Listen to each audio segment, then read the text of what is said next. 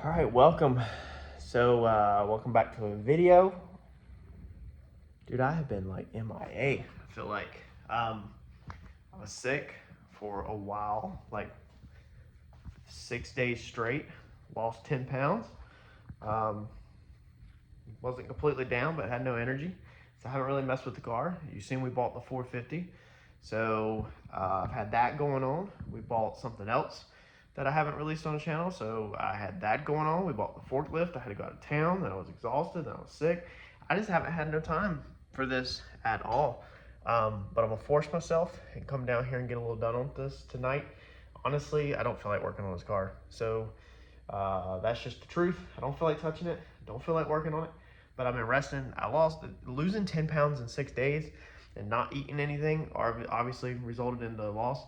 I didn't really have strength at all. I was pretty weak and just definitely did not feel like messing with it. And now I just been working in the yard a couple afternoons and frankly just ain't feel like messing with it at all.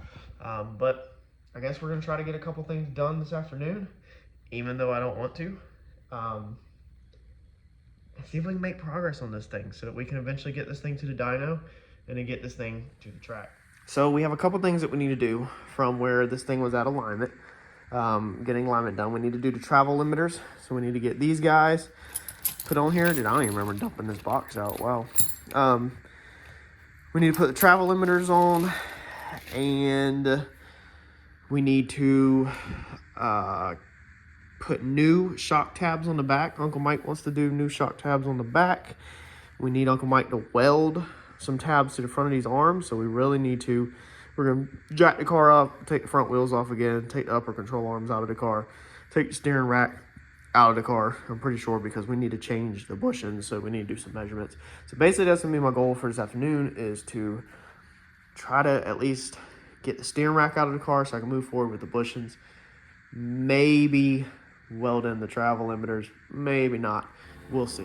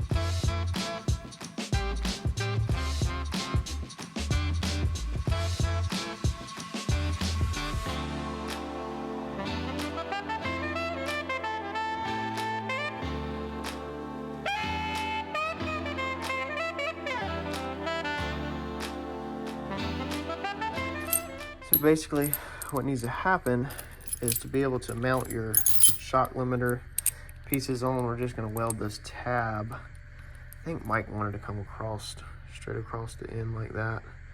It's just going to make it harder to get the ball joint in and out, but it'll work. So I'm going to take these to Uncle Mike, both of these tabs, take these bolts off, take the arms over there, let him do his thing, and then we need to clean up where we cut these crossbars off, and we cut all that out down there because both arms are all cut up. Get them cleaned up, painted up, and then the upper control arms will be 100% done. I locked down my jam nuts so I don't lose our alignment of where we were at. That way you can just go straight right back in. I imagine they'll take the ball joints out to weld this in, but who knows? That's on them, not me. Travel limiters need to be welded somewhere in here, but I guess I need to wait now. I should have probably marked that before I took everything apart. So it was approximately straight over top of the tab, that way straight up and down. So I guess we're in no rush for that. That's just MIG. It won't be hard to weld that in.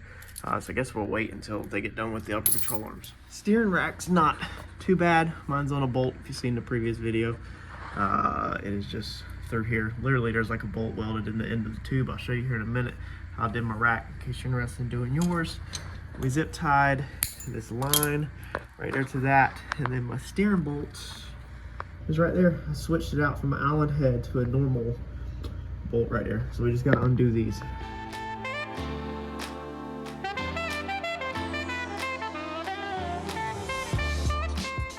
But of course, I just noticed that nothing can go my way, and I'm gonna have to take the fuel line off. This is the main fuel feed, meaning all the fuel that's in the fuel cell, which I haven't filled up recently, so it should be not a lot, hoping less than a gallon.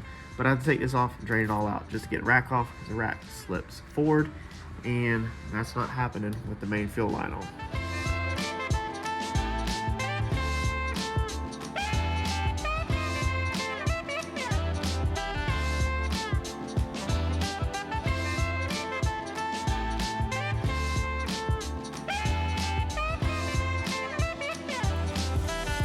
Let that drain for a minute.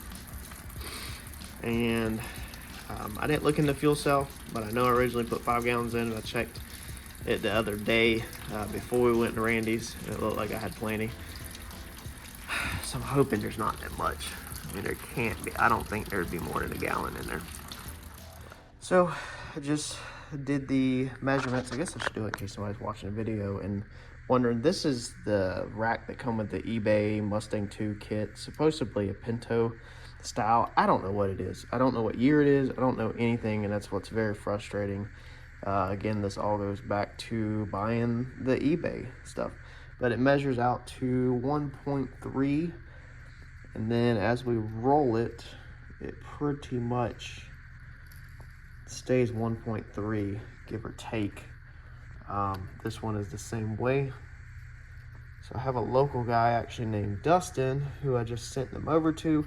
He said he could build us up some solid bushings and it wouldn't be a big deal at all. I sent him also the width.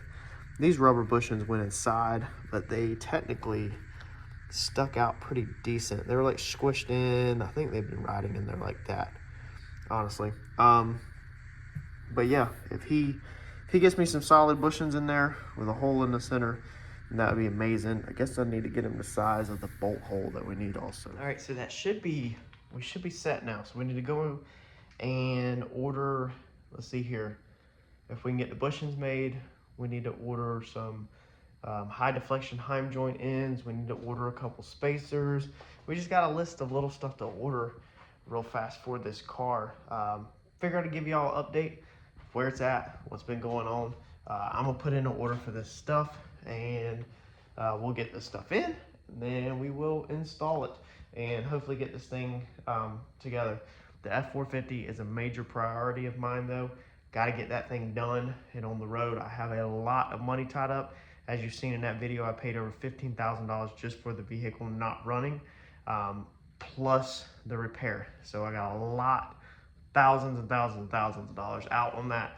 I need to get that one running, get my current truck painted so I can sell my current truck. Update on the wheels. I did put the double bead locks for sale. I put them up for 1,900 bucks. That one, the paint chipped on it, but it is what it is. 1,900 bucks. Just trying to recoup a little bit of money on them. We're not gonna be running them. I don't want them. I don't like them. They're just not what I want. Hopefully we can get some debt paid down. I think I'm about like 4,800 bucks in the hole on this car right now. And as soon as I can wipe that 4,800 bucks out, then maybe we'll order us some really nice wheels for the rear of the car that fit it perfect. Make sure you smash that like button for me. Appreciate y'all, and congratulations y'all on growing this channel past 10,000 subs. I don't know if you've seen that. I'm greatly excited about that, greatly appreciate that. I'll catch y'all in the next video.